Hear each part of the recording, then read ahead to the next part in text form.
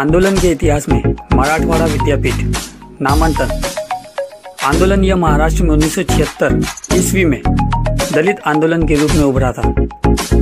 इस आंदोलन से मराठवाड़ा विश्वविद्यालय का नाम बदलकर डॉक्टर बाबा साहेब अम्बेडकर मराठवाड़ा विश्वविद्यालय औरंगाबाद नामकरण हुआ। नामकरण इतिहास को अब तक 39 वर्ष हो चुके हैं।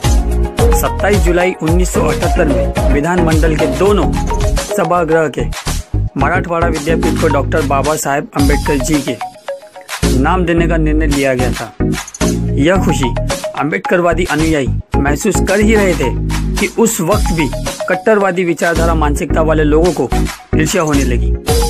कट्टरवादी मानसिकता के विरोध में अम्बेडकरवादी विचारधारा से लाखों की संख्या में बाबा साहेब के अनुयायी एकत्रित होने लगे। इस आंदोलन का नेतृत्व अलग अलग जिला स्तर पर हो रहा था। आंदोलन के मद्देनजर विदर्भ से प्रोफेसर जोगेंद्र कवाड़े के नेतृत्व में लॉन्ग मार्च निकाला गया। इस लॉन्ग मार्च में मामा सरदार, कवि नार नवरे, सुरेश घाटे, बबन बोदाटे, जगदीश धूल, थॉमस कांबले, जे.के. नारायण, गोपाल राव आटोटे, नामदेव राव खोब्रागडे, दिलीप पाटिल, नरेश वहाणे, भीवा बड़गे, सरोज मेश्राम, इनकी तरह हजारों की संख्या में जाबाज कार्यकर्ता इस आंदोलन की खातिर तैयार थे। इस आंदोलन के चलते दलितों पर अत्याचार भी हुए। काफी आंदोलनकारियों की शहादत भी हुई। आखिरकार 16 वर्षों के बाद इस आंदोलन की लड़ाई में जीत हासिल हुई। औरंगाबाद विद्यापीठ को 14 जनवरी 1994 के दिन डॉक्टर बाबा साहेब अम्बेडकर मराठवाड़ा विद्यापीठ नाम दिया गया। नामांतरण की आधिकारिक घोषणा तत्कालीन मुख्यमंत्री शरद पवार इन्होंने की थी। मुंबई से सैयद असलम के साथ राहुल छोटे, बुल्ढाना।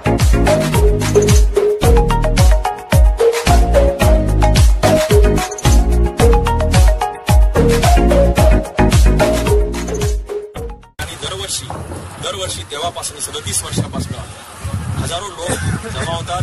आंबेडकरी तरुण या ठिकाणी एक स्वप्न रंगवत असतो आणि त्याप्रमाणे या ठिकाणी स्मृती चेतना जागृत करण्यात येतात। या ठिकाणी मोठ्या प्रमाणात लोकांचा सहभाग वरचेवर वाढतो आहे।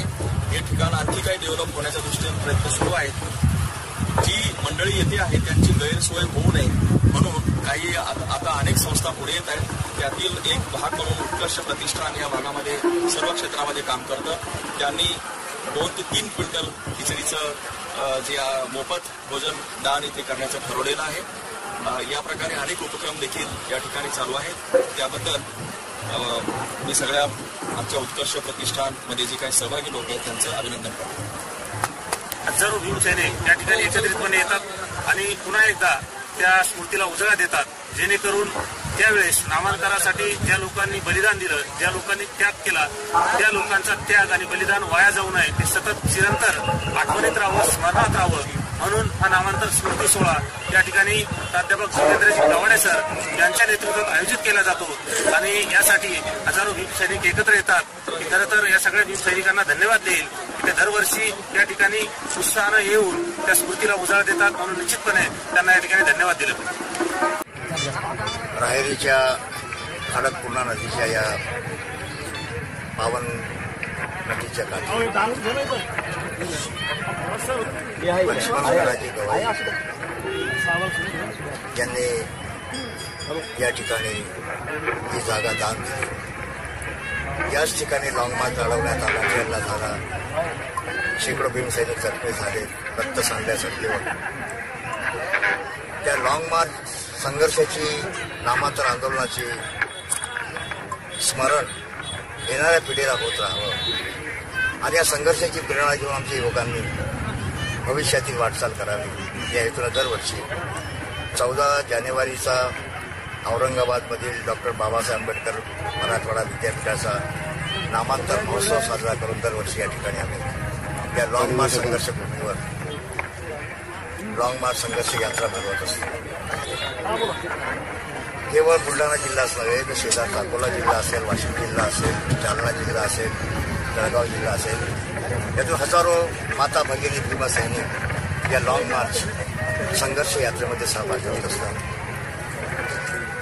आजच्या या प्रसंगी मला एवढंच सांगायचं वाटतं आमचा संघर्ष हा सन्मानासाठी आहे, न्यायासाठी आहे. डॉक्टर बाबासाहेब आंबेडकरांनी या देशाची राज्यघटना लिहिली. या देशातील सर्व जातीच्या, सर्व धर्माच्या लोकांना समतेचा, ममतेचा, बंधुत्वाचा, न्यायाचा आणि स्वातंत्र्याचा अधिकार दिला. या भारतीय जनतेचा समतेचा, स्वातंत्र्याचा आणि न्यायाचा अधिकार शाबूत राहावा, अक्षुण्ण राहावा, यासाठी आमचा संघर्ष आहे. मग तो रस्त्यावरचा संघर्ष असो किंवा संसदीय मार्गाने केलेला संघर्ष असो, या दोन्ही पद्धतीनं हा संघर्ष सुरू ठेवू.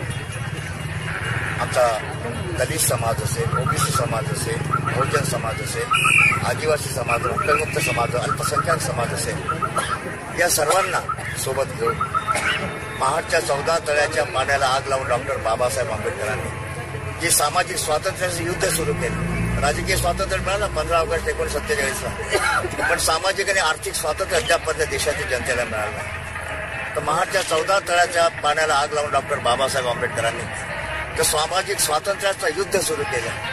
हे युद्ध जोपर्यंत शेवटात जात नाही, जोपर्यंत शेवटच्या माणसाला न्याय मिळत नाही, समतेचा अधिकार मिळत नाही, माणुसकीनं जगण्याचा अधिकार मिळत नाही, स्वाभिमान जगण्याचा अधिकार मिळत नाही, तोपर्यंत आमचा संघर्ष सुरूच राहील. आणि ह्या संघर्षाची प्रेरणा लॉंग मार्च संघर्षभूमीच्या या संघर्ष यात्रेमधून तमाम जनतेला मिळावी, यासाठी या दरवर्षी या ठिकाणी आमची यात्रा भरत असते. सर, या ठिकाणी या ठिकाणाला कुठंतरी एक नामांतरणाची लढाई होती, एक ऐतिहासिक स्वरूप प्राप्त झालेलं आहे आणि या पुला ठिकाणी जुडलेल्या आहेत. काय करायला पाहिजे शासनाने त्या पुलासमोर, आपल्याला काय वाटतं? लॉंग मार्च अडवून जेव्हा लाठेरला या ठिकाणी झाला, भर रात्री, मध्यरात्री शेकडो भीमसैनिक जखमी झाले, रक्त सांडले या ठिकाणी.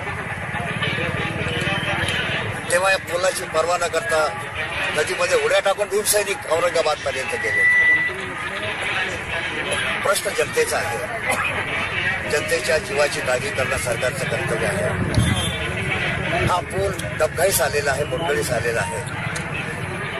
तेव्हा महाडच्या पुलासारखी या पुलाची दुर्घटना घडली सांगता येत नाही. अशा परिस्थितीमध्ये युद्ध पातळीवरून या पुलाची सरकारने ताबडतोब पुनर्निर्माण केलं पाहिजे. केवळ डागडुजी करून चालला नाही. इंग्रज काळातला हा पूल आहे. महाडचा देखील तो पूल जो कोसळला आणि शेकडो लोक पाण्यामध्ये बुडून मरून पावले, काही दुर्घटना पुन्हा होऊ नये म्हणून या खडकपुणा नदीवरचा हा रायरीचा हा जो पूल आहे, या पुलाचं देखील पुनर्निर्माण सरकारने लवकरात लवकर करावं. यासाठी मार्चमध्ये जी आम्ही सरकारकडे त्यासाठी मागणी करतोच आहोत, पण लवकरात लवकर हे व्हावं. तोपर्यंत एखादा वळण मार्ग जो असेल, हा चांगला वळण मार्ग त्यासाठी तयार करावा, जेणेकरून वाहतुकीला कोणत्याही प्रकारचा अडथळा निर्माण होणार नाही. यासाठी सरकारने ताबडतोब कारवाई करावी अशी आमची मागणी आहे. सरकारने सर्जिकल स्ट्राईक करून स्वतःची पाठ थोपटून घेतली आणि दलितांवरचे हल्ले दिवसेंदिवस वाढत आहेत. त्यामुळे जातीय सर्जिकल स्ट्राईक हे सरकार करत आहे का? हे आतंकवादी लोक आमच्या सैन्यावर हल्ले करतात.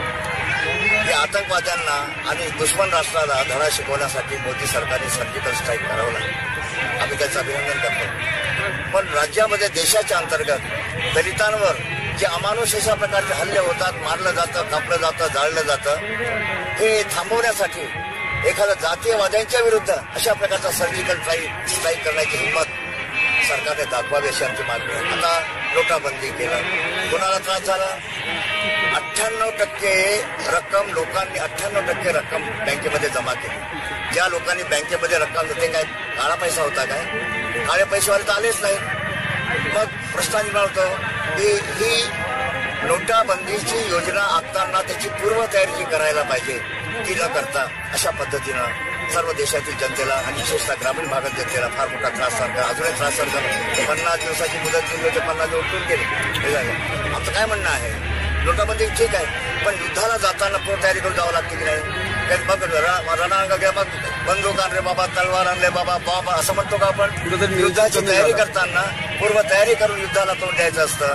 त्याच पद्धतीनं नोटाबंदी करण्याच्या पूर्वी ही पूर्वतयारी मोदी सरकारने करायला पाहिजे होती, ती केली नाही. देशामध्ये एक आर्थिक अराजकतेचं वातावरण निर्माण करण्याचा पाप या सरकारने केला आहे. या देशातील जनता यांना कधी माफ करणार नाही असं या ठिकाणी मला आवडतं सांगावं असं वाटतं. धन्यवाद.